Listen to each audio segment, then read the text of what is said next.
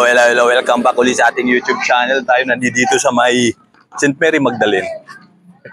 Kasi may nag-request sa atin na hanapin yung 127 kung anong update na doon.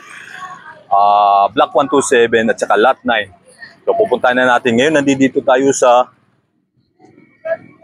may famous na highway dito sa may St. Mary Magdalene. At Block 14 ito. Oh, gusto ko yan, no? Mahigpit na ipinagbabawal magtapon ng basura dito. Nice one. Pababa pala ito. Nasaan tayo 127? Hanapin natin 127. Lipat natin camera para makita ninyo yung area. So, ayan.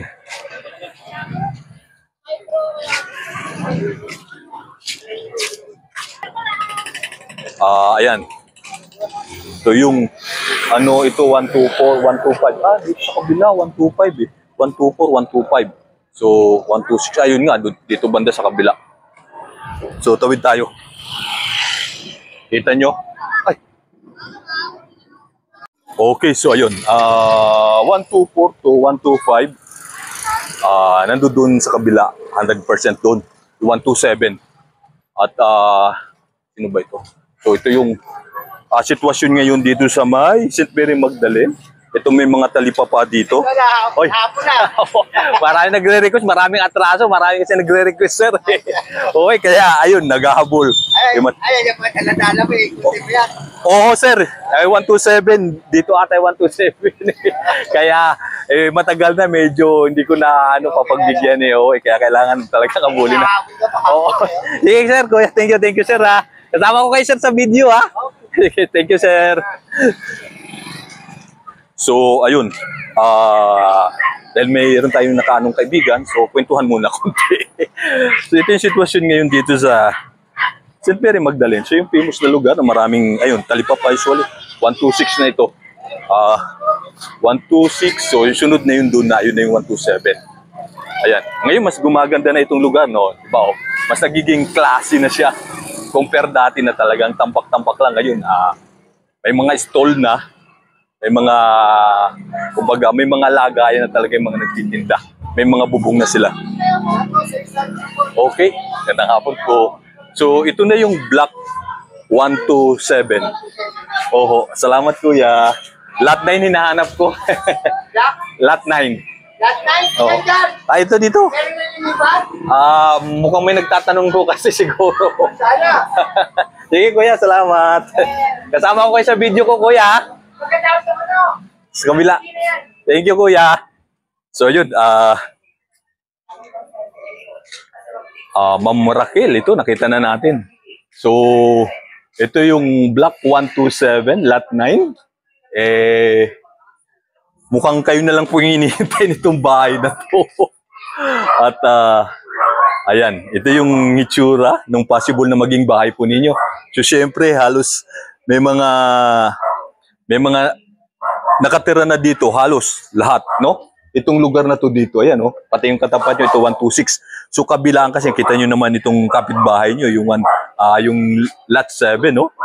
Ang ganda, yayamanin na yung design ng kanilang harapan, no? Di ba? Ano masasabi mo? So, itong possible na maging bahay ninyo, Ma'am Raquel, kayo na lang hinihintay.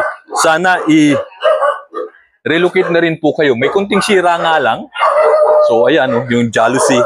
Tapos yung pinto doon sa likod, sira na. Madali na lang yan. Mga minor, na lang naman yan. Problem is, parang natutuwa lahat ng mga aso sa atin dito. May tubig na rin. So, ayan, yung tubig, madali na lang din sa kanila. May line na eh. So, itatap na lang yan dyan sa, ninyo, yung tubo. So, na-iskandalo natin yung mga tao dito, pati yung mga aso. Kasi, nag-anuhan sila, nagtahulan. Okay? So, ayan, ito yung paligid ninyo. Ayan, may mga residente na lahat. Ayan na. So, ayan, may aso dito sa kabila. At ito, yung sitwasyon. Okay? So, ayun. Kita na natin. Ma'am Raquel, shoutout po sa inyo. At Dahil na-skandalo natin yung mga aso, tinahulan tayo na tinahulan. Alos, parang kayo na lang ata. Yung hindi pa nare-relocate dito, parang ito lahat ng mga bahay ay may mga tao na. May mga nakatira na. Ganda nga po. So, ayun, yung update natin dito sa tent. Maraming salamat kaya, kuya. Labas na tayo doon kasi tinatahulan ng aso.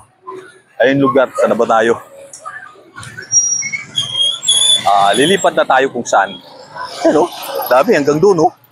Hanggang doon niya, yung mga nagtitinda. Pero mas maganda na. Kasi may bubong na, may stool na, yung mga nagtitinda rito. Okay? So, maraming salamat po sa suporta sa ating YouTube channel. Maraming pong salamat sa inyo.